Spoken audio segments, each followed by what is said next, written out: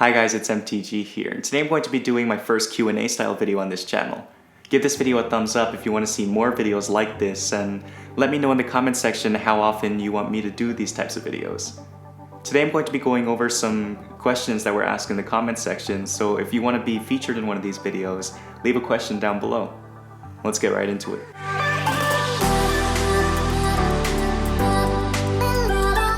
First off, before I answer any questions, I wanted to give a big thank you to everyone who has supported me thus far. If it weren't for you guys, I wouldn't be able to review these products. I know a lot of the times people get caught up in the numbers and the subscribers and number of likes, but I make sure to keep reminding myself that behind every like and behind every subscriber, there's a real person. And for that, I'm really thankful and really grateful for where I am right now. So far, more than 10,000 people believed in me and my new tech YouTube channel enough to subscribe. I'm very thankful, and it's only the beginning. I'll continue to work hard and push out great content that I think will help you in making decisions on purchasing different products. Another thing is that I do go through and read all of my comments, and although I can't really answer all the questions all the time, I really do appreciate all the kind words that I'm getting in the comment section. Comments such as these really motivate me more and push me harder to create great content that I know you guys will appreciate. So I just wanted to give another huge thank you to everyone who's supported me, everyone who's liked a video, watched a video, or shared my videos. I appreciate all of you. So now getting into the Q&A part of the video, I wanted to first answer some personal questions that people had, and then I'll get into the more tech-related questions. So the first two questions are related, and they ask, what video editing program did you use for this video, and your age and editing software? So I'm 19 and I use Final Cut Pro to edit my videos. Do you go to MIT? You're from MIT, would love to know about you. What are you pursuing there? Is this guy really from MIT? Where are you? Boston? Are you based out of Boston? Some of the pictures look familiar. What are you pursuing at MIT? What are you majoring in MIT, and what do you think of the university? Which type of engineering are you studying? So yes, I'm currently a sophomore at MIT. I'm currently studying in the Aero-Astro department, and I'm pursuing an aerospace engineering degree with a minor in economics. This is a terrific school, and there are a ton of intelligent people on campus, and I'll like to add that it's really tough balancing good grades and this YouTube channel. But as I said before, the supportive comments really keep me motivated and keep me pushing to create new content. I want to start a tech channel, but how did you start with nothing to review? Where are you getting these phones from? So I've been asked on many occasions about my advice for starting a tech YouTube channel from scratch. And honestly, it's really tough because the tech YouTubers right now already have that advantage, and they're already getting sent all these products. And frankly, it's an uphill battle just to try to get companies to notice you because you don't really have that much of a following yet. My first 16 videos were actually made about my personal phone or family member's phone. They let me unbox it and review it, and when my channel started to gain enough momentum, I felt comfortable enough to take a gamble on myself and purchase some phones and products to review, and also some new equipment so that I can continue to push out great content. Hey bro, I really wanted to ask you a question, whether you're a full-time YouTuber or part-time, because you have graduated from MIT, so you might have a job, so I asked if it will help me to decide whether shall I quit my job and start a YouTube career.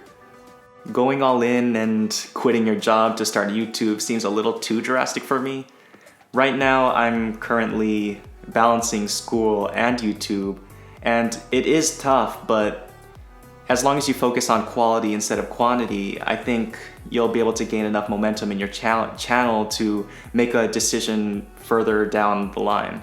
I work really hard on every video, and I don't try to rush as many videos as I can to ensure that every video is one that I would personally watch over other videos already out there. I don't know whether or not YouTube's algorithm will be on my side every time, but if I make sure that every video is at a certain quality, then if someone comes across any one of my videos, they'll feel inclined to subscribe. Now I'll get into some general tech questions. Do you use a case for your phone when you're out? Yes, I don't go anywhere without you putting a case on my phone. Right now I have the iPhone X, it has a case. The OnePlus 5T has a case. and the Galaxy Note 8 has a case. I really won't risk dropping these phones and breaking them. One question about the phones, not just the iPhone X, does closing apps make your phone drain less? Well, actually, I just read an article about this, and closing apps doesn't help with battery life. It actually might make it worse. Because right now, phones have an algorithm built into them to close background apps whenever it needs to close them. But if you close all of your apps, every time you open the apps, it will have to reload the entire app again, and that will result in more battery drain. Hi there, if you can get the OnePlus 5T and Samsung S8 Plus at the same price, which would you get? I'd get the S8 Plus. Because although the OnePlus 5T has a lot of new features like that screen and great camera, the S8 Plus will still have all of those top-notch features that Samsung provides with the wireless charging, the expandable storage, the waterproofing, and even Samsung Pay. Which do you feel is better? My preference is OnePlus 5T, though I'm an iPhone X user. So this comment came in one of my camera comparison videos between the two phones. And although I think that the iPhone X overall did the better job, you really can't ignore that the OnePlus 5T is literally half the price of the other phone. So the camera might be slightly better, but as I said, it's not twice as good. Daily driver. So this is the Pixel 2 XL, and this is the phone that has my SIM card in it, and it's the phone that I use on a daily basis. But I also always keep around the iPhone X in case I need to AirDrop or iMessage or FaceTime, because I do have a MacBook Pro and I'm getting an iPad Pro. So this makes everything else easier between those devices. What is the maximum 4K video that can be recorded with the 5T 128GB? So this is the OnePlus 5T with 128GB of storage and 8GB of RAM. And it also has that 10-minute cap for 4K video. What's your pick between the Mate 10 Pro and the 5T? So I don't have the Mate 10 Pro and I won't be able to recommend one over the other. I really like the OnePlus 5T, but if you want to see a Mate 10 Pro video, make sure to let me know in the comment sections how much you'd appreciate a video like that. Has random scratches been a problem with the phone? So this comment had to do with the iPhone X because it was left in the comments of the iPhone X review. And really, yes, this phone has a problem with little scratches.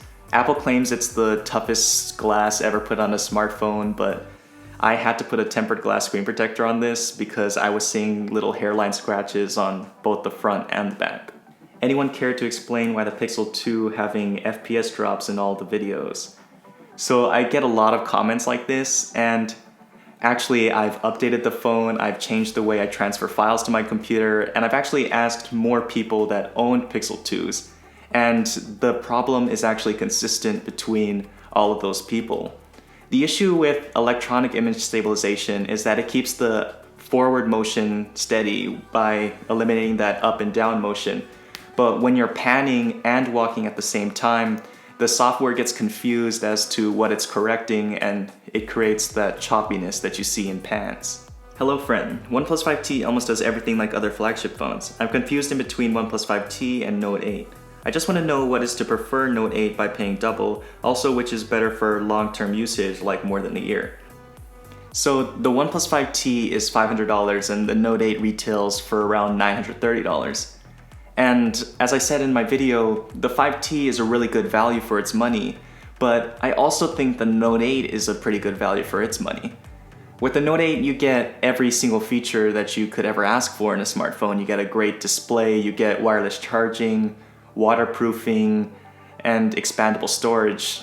With the OnePlus 5T, you don't get wireless charging, you don't get water resistance, but it's $500, so I can't not recommend that phone to people because it's a really solid phone.